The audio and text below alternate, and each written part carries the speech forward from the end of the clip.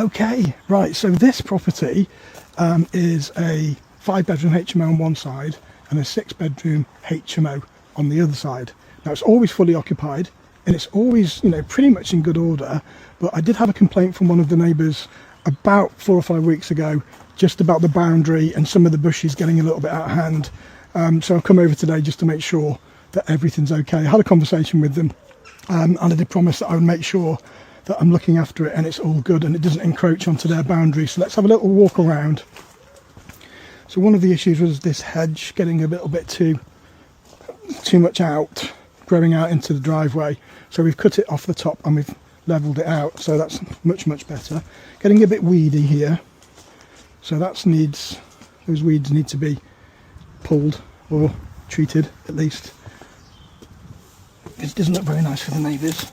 Yeah, it's not really doing a very good job of pulling them up. The trouble is this time of year they are just going to grow. Make it look a little bit better. Right, let's have a look around the side.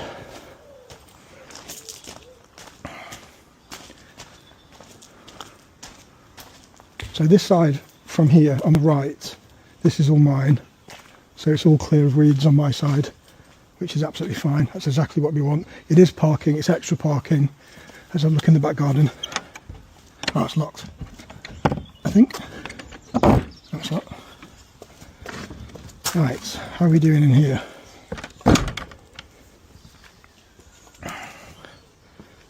Not too bad for the time of year. So we rebuilt this pergola because it was getting rotten and it was falling down.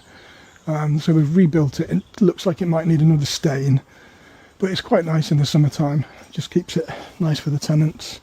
And on the back here is a massive allotment, but the gardens don't look too bad. We had a big tree that was felled, that fell here. You can see where it's been cut back, and another one there. So we've managed to deal with that.